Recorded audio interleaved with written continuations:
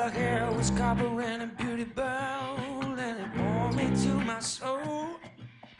Her eyes are green brown. I'm here in this beautiful location in South London with Foy Vance. Hi Foy. Hi Katie. How are you? Very well. So tell me, what have you been up to? Why are you here? I'm here because I'm working with a photographer called Michael Leckie. Brilliant. So I'm here doing some shots for a new album. What's the new album? It doesn't have a title yet. It's got about 3 or 4 working titles. But as to what it's actually called, I have no idea. But it's a record I'm doing with a guy called David Holmes. Something completely different for fans to expect, do you think? Or very much Foy Vance with a little twist? Well, you know,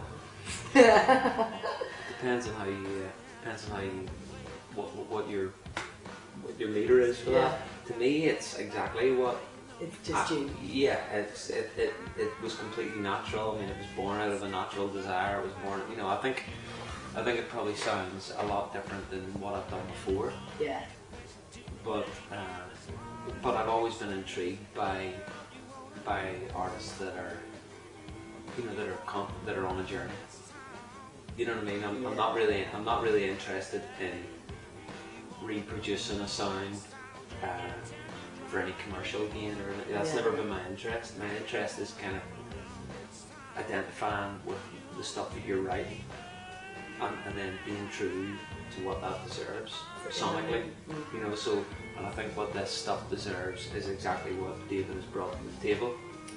You know, so I think you know, my dad always used to say I could fall in shit, come out smelling of roses, and I think this is a prime example of that. You know, whereas not that I fell in shit, but you know what I mean. I just came out smelling roses. But, you know, for myself, whether other people think that or not, it's up to them. But for me, I'm really happy with it, and I really feel like he's connected with something that was very definitely there. And, you know, I'm not doing anything that is uncomfortable for me. I'm not trying to change my sound, try and be anything or say anything particularly. I'm just get the space right. So. Yeah, that's brilliant.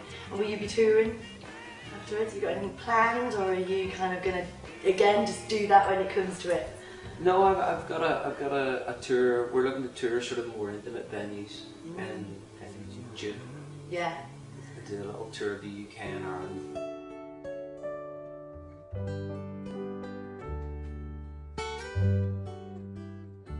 What I want to do is just, you know, create an atmosphere throughout the sort of journey of the tour. Yeah. That is a little bit more intimate than that. Yeah, like a bush hall kind of place. That's exactly what we're looking at, actually, for the London show. So, yeah. Beautiful. And speaking of family members, as you know, for my radio show on Sunday, it's Mother's Day on Sunday, and we're going to talk about grandmas or mums. Have you got any? My grandma she's a bit mad. She was once found ripping up a piece of paper that she thought was a bingo card. It was actually a £10 note. How she was managing to rip it, I don't know. Few too many gin and tonics, I think. But have you got any good old grandma or mum stories?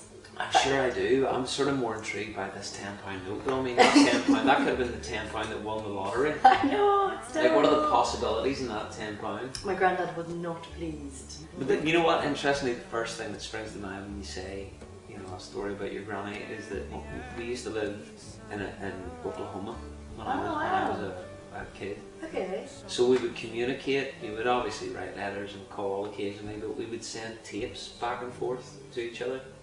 Of, you know, me and my 3 brothers, we would sort of, you know, recite the poem that we had learned, or, you know, or just sing songs, or just say, you know, I'm going to get a bike, and all that crap. But my granny, the tape, like almost every time, there would be at least one side of the tape was filled with songs.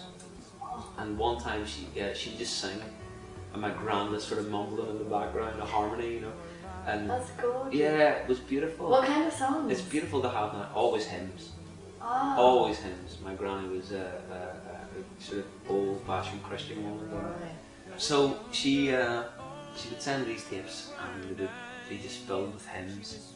And she sang this one song called "He Touched Me," And when I had this idea to do something with it, I checked it out and found that it was, she sang perfectly in D, or you know, whatever key it was, she sang perfectly in that pitch. So I did this Christmas show for BBC Radio Ulster, and we had the Belfast Salvation Army band come in, and I had this guy Andrew Skeet who plays with and arranges for Divine Comedy. Had him write a score for it. So we played her singing in 1979 with the Belfast Salvation Army band playing along with her, and I duetted with my grandma. Oh my god, that's so beautiful. It was. I'd like to hear it, because it's still available to hear somewhere. I can get you a version of it, but it's not available.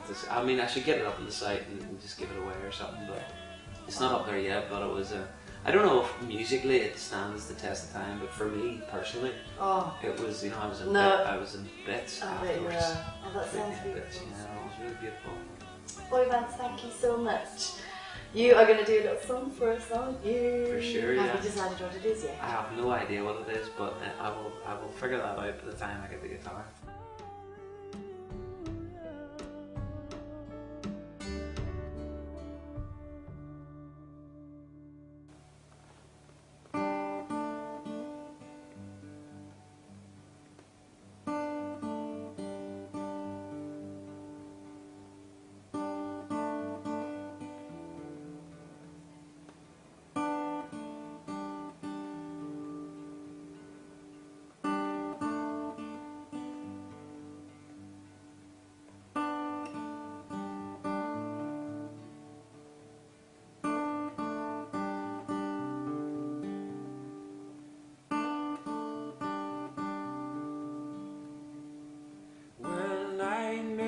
Come, keep you awake.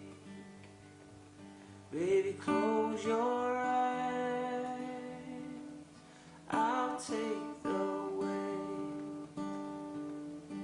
If I go to speak, I will refrain and be the song. Just be the song. When inner scars show on your face and darkness hides your sense of place, if I go to